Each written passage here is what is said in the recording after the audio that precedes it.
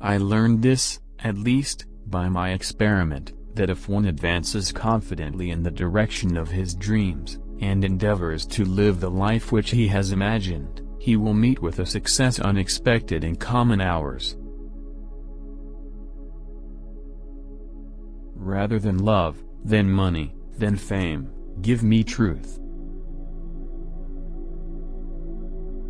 How vain it is to sit down to write when you have not stood up to live. I went to the woods because I wished to live deliberately, to front only the essential facts of life, and see if I could not learn what it had to teach, and not, when I came to die, discover that I had not lived. I did not wish to live what was not life, living is so dear, nor did I wish to practice resignation, unless it was quite necessary. I wanted to live deep and suck out all the marrow of life, to live so sturdily and Spartan-like as to put out all that was not life, to cut a broad swath and shave close, to drive life into a corner, and reduce it to its lowest terms. The question is not what you look at, but what you see.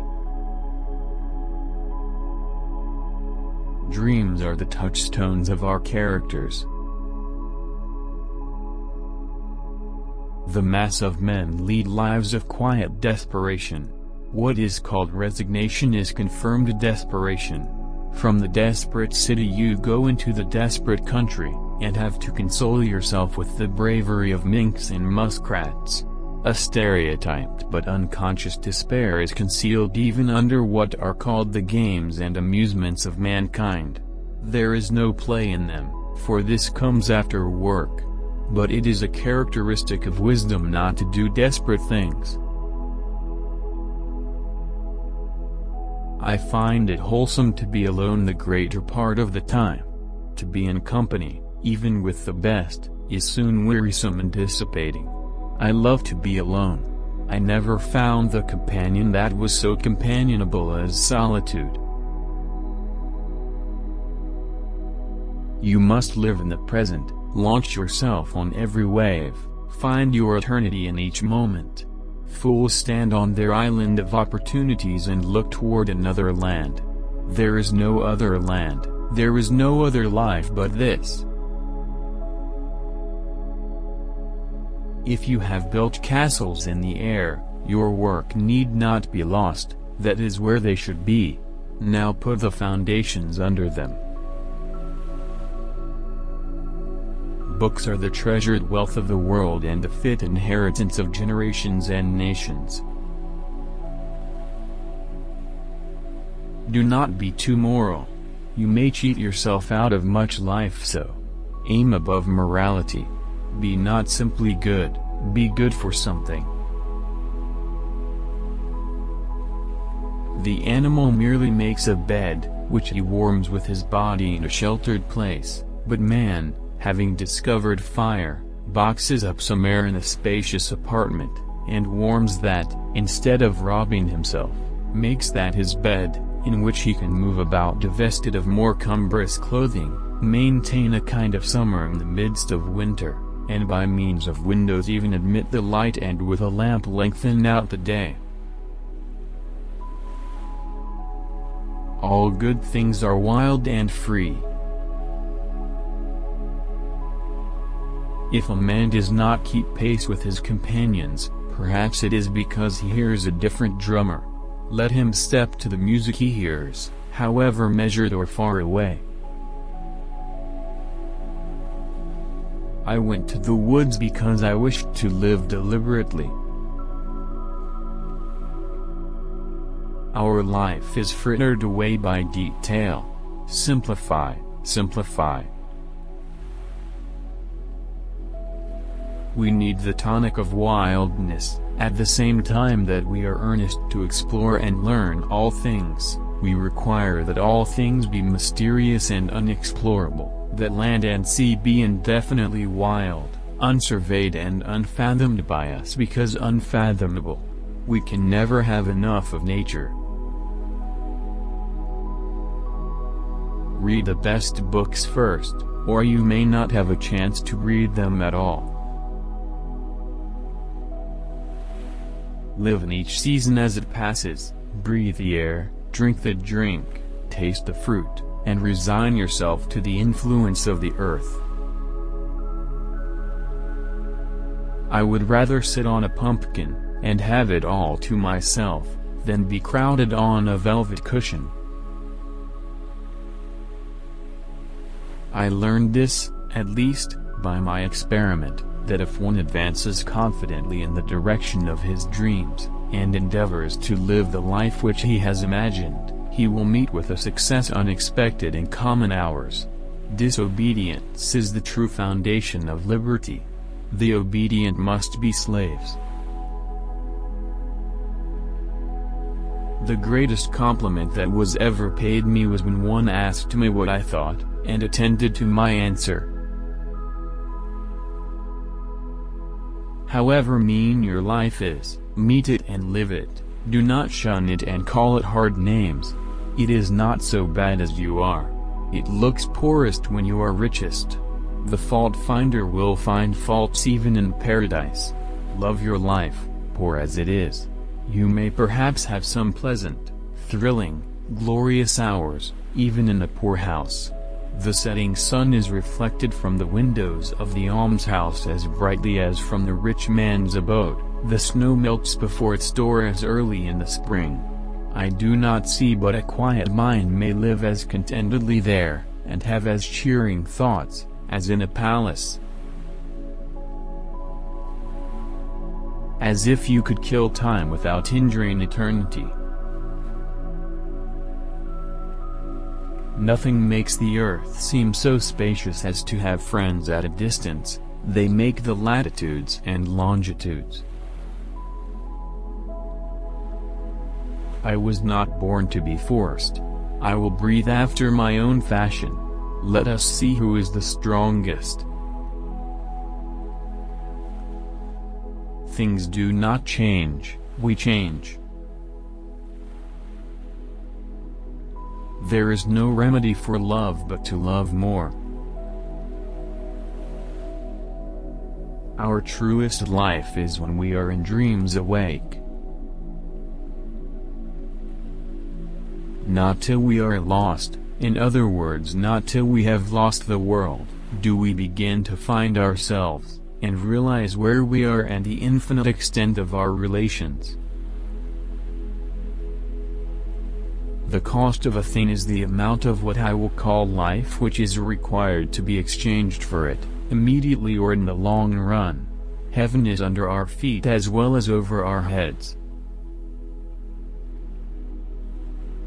If we will be quiet and ready enough, we shall find compensation in every disappointment. Any fool can make a rule, and any fool will mind it. We must learn to reawaken and keep ourselves awake, not by mechanical aids, but by an infinite expectation of the dawn, which does not forsake us even in our soundest sleep. I know of no more encouraging fact than the unquestionable ability of man to elevate his life by a conscious endeavor. It is something to be able to paint a particular picture, or to carve a statue, and so to make a few objects beautiful, but it is far more glorious to carve and paint the very atmosphere and medium through which we look, which morally we can do, to affect the quality of the day. That is the highest of arts. A man is rich in proportion to the number of things which he can afford to let alone. Every generation laughs at the old fashions, but follows religiously the new. All men want, not something to do with, but something to do, or rather something to be. In the morning I bathe my intellect in the stupendous and cosmogonal philosophy of the Bhagavad Gita, since whose composition years of the gods have elapsed, and in comparison with which our modern world and its literature seem puny and trivial. and I doubt if that philosophy is not to be referred to a previous state of existence, so remote is its sublimity from our conceptions. I lay down the book and go to my well for water, and lo! There I meet the servant of the Brahmin, priest of Brahma and Vishnu and Indra, who still sits in his temple on the Ganges reading the Vedas, or dwells at the root of a tree with his crust and water jug. I meet his servant come to draw water for his master, and our buckets as it were grate together in the same well. The pure Walden water is mingled with the sacred water of the Ganges. The language of friendship is not words, but meanings. As you simplify your life, the laws of the universe will be simpler, solitude will not be solitude, poverty will not be poverty, nor weakness weakness. I went to the woods because I wished to live deliberately, to front only the essential facts of life, and see if I could not learn what it had to teach, and not, when I came to die, discover that I had not lived. What is the use of a house if you haven't got a tolerable planet to put it on? An early morning walk is a blessing for the whole day. Could a greater miracle take place than for us to look through each other's eyes for an instant? This world is but canvas to our imaginations.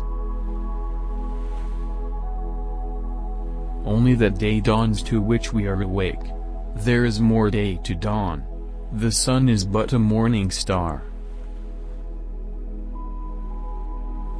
When I hear music, I fear no danger. I am invulnerable. I see no foe. I am related to the earliest times, and to the latest. I do believe in simplicity. It is astonishing as well as sad, how many trivial affairs even the wisest thinks he must attend to in a day, how singular an affair he thinks he must omit. When the mathematician would solve a difficult problem, he first frees the equation of all encumbrances, and reduces it to its simplest terms. So simplify the problem of life, distinguish the necessary and the real.